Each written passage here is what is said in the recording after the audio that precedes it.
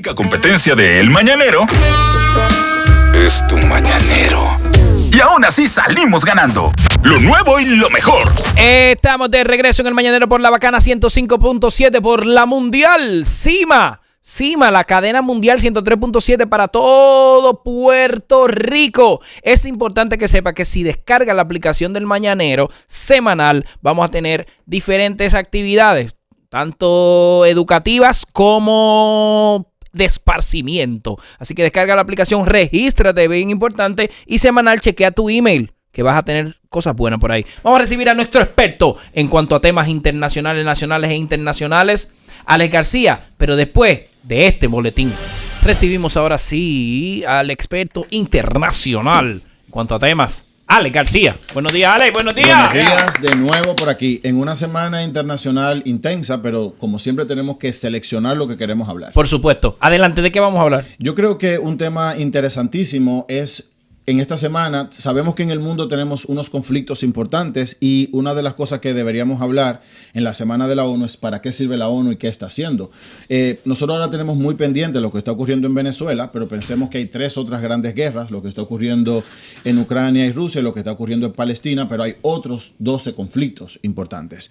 Y antes de que lleguemos quizás al momento actual, una de las cosas que la gente siempre se pregunta, ¿para qué sirve la ONU? Actualmente para poca Tú cosa. acababas de decir eso. Eso es lo que dicen. Y yo creo que habría que entender el contexto histórico en el que surge la ONU. La ONU surge después de las guerras mundiales con un objetivo específico muy importante, que es que no se vuelva a repetir lo que ocurrió con las guerras mundiales, ¿no? Acabar con el flagelo de la guerra, asegurar la paz y algo que vendrá después, los derechos humanos.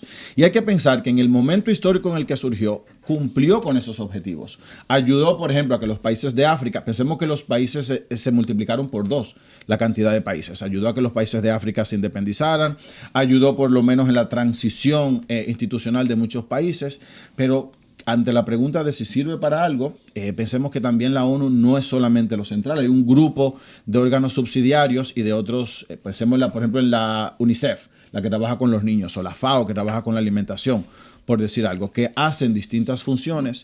Sin embargo, ante la pregunta que tú me hacías, si sirve para algo, yo creo que cumplió un ciclo histórico en el cual cumplió unos esquemas históricos en los que funcionaba. Al final de las guerras mundiales teníamos un mundo más o menos equilibrado en poder, teníamos grandes potencias y tenemos un periodo donde los Estados Unidos es el hegemón del mundo, un mundo hegemónico, ¿no? Contrario a Rusia, tenemos la bipolaridad. Cae el muro de Berlín, Estados Unidos es el gran hegemón, el dueño del mundo, por decir así, las políticas, pero en la actualidad tenemos un mundo multipolar, con muchos poderes. Y eso es lo que, de acuerdo a lo que tú me decías, que hace cada vez más ineficiente la estructura actual de la ONU. Mi pregunta es la siguiente, porque mucha gente dice, bueno, no sirve para nada. Pero ¿para qué puede servir algo que no tiene poder si solamente tiene representación? Ahora mismo lo que ha sucedido en Venezuela. O sea, yo creo que la ONU, para poder continuar, tiene que decir, sí, esto se va a formar, pero me queda un poder que se ha firmado, donde la mayoría, si pasa algo como lo de Venezuela, no, espérese, eso le vamos a buscar la vuelta. Pero simplemente tú decir, no, con esto yo no estoy de acuerdo. Ok, pero ¿qué fuerza tú tienes? Es que no va a pasar nada. Poder sí tiene. De hecho, hay que diferenciar el poder político y el poder militar. Es el único organismo internacional, supranacional total, que sí tiene la posibilidad del uso de la fuerza. Por ejemplo, yo estaba hablando con Correa antes de ayer, la OEA no tiene una fuerza militar. La ONU sí. La ONU tiene el Consejo de Seguridad que puede, el artículo 7 de la Carta de las Naciones Unidas, le habilita al uso de la fuerza cuando se quiera. Ahora, ¿cuál es el problema actual? ¿Cuál es el tranque? ¿Cuál es el tranque actual?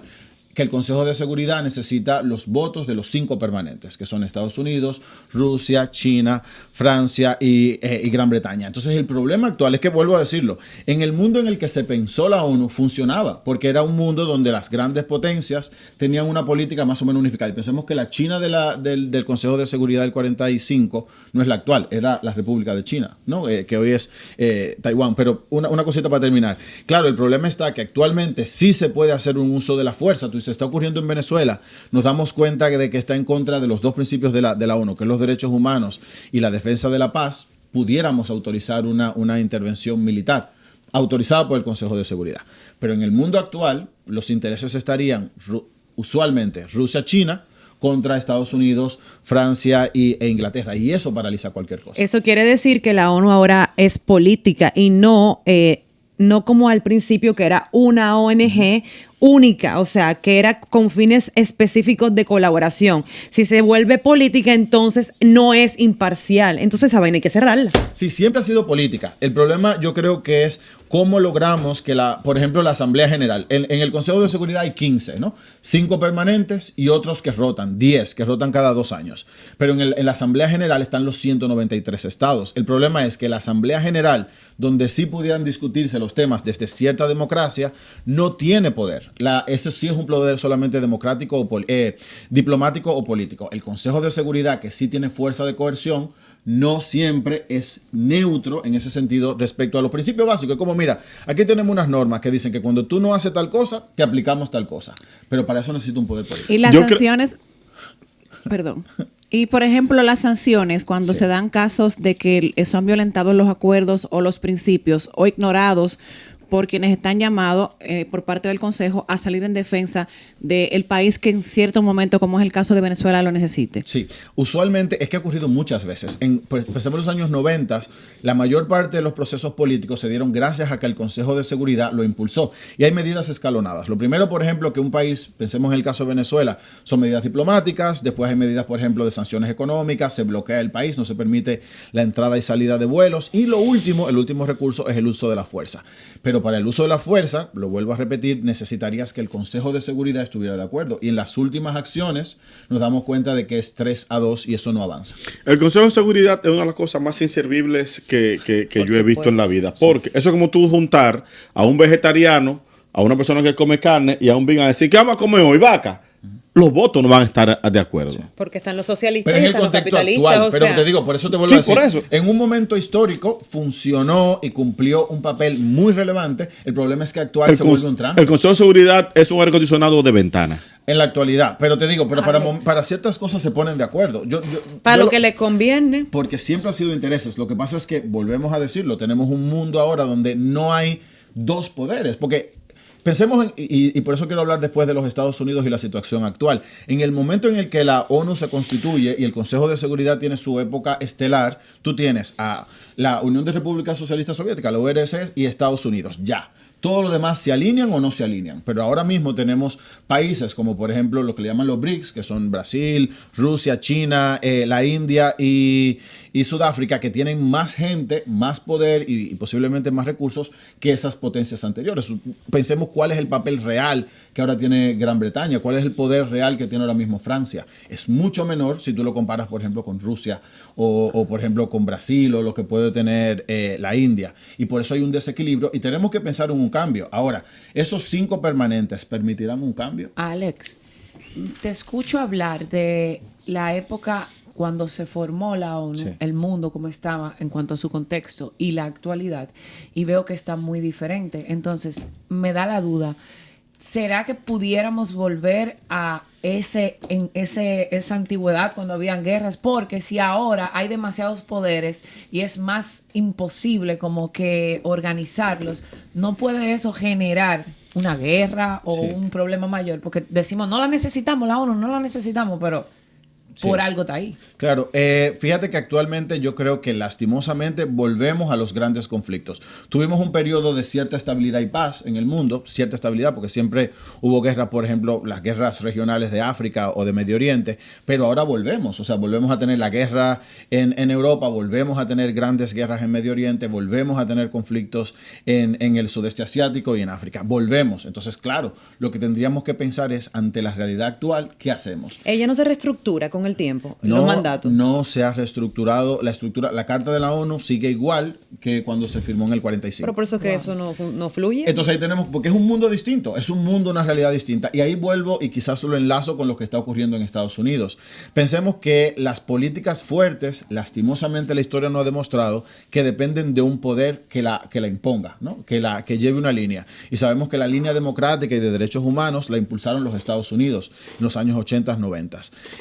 Pero actualmente un Estados Unidos cada vez más dividido y más débil, y quiero resaltar lo de las elecciones, y por eso quiero traer lo que está ocurriendo con Kamala, ¿no? Uno ve las encuestas y en 2 meses, bueno, en menos de 2 meses, 2 semanas, Kamala ha revertido la tendencia que tenían los republicanos, ¿no? De una debacle con Biden a un crecimiento que tenemos Kamala. Pero hay preguntas que uno tiene que hacerse. Hasta la convención, la semana que viene, no sabemos si ella es la candidata. Sabemos que sí, ¿no? Que quedará, pero no sabemos cuáles son sus grandes propuestas. Pero sí tenemos un Estados Unidos débil. No sé si ustedes vieron la posibilidad de una recesión económica que no puede llevar su agenda internacional y, por tanto, los organismos que por mucho tiempo presidió ya no funcionan como antes. Dice, me pregunta el tío Miguel, una pregunta ahí, a ver si ¿sería el mundo mejor sin la ONU? No. Y eso es como muy claro. O sea, yo estoy de acuerdo con que hay que reestructurar. Eso como pensemos, el Ministerio Público en la República Dominicana tiene problema. El sistema judicial tiene problema, pero la opción no es quitarlo, porque mientras tanto, ¿ok?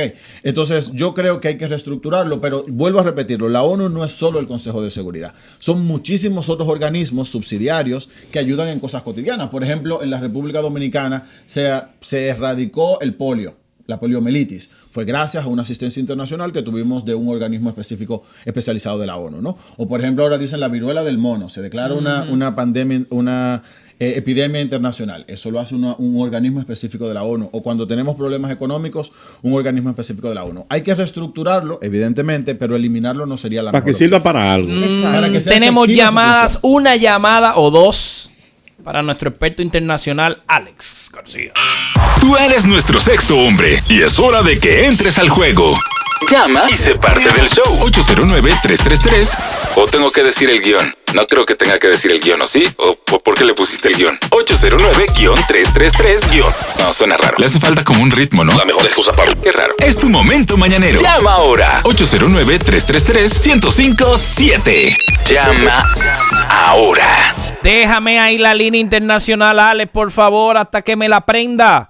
El 833-867-1057. Soy una máquina de memoria. 833, ya me la aprendí. 833-867-1057. ¿Cómo es? Hay cosas que has olvidado. Buen día. Tanto que azaran.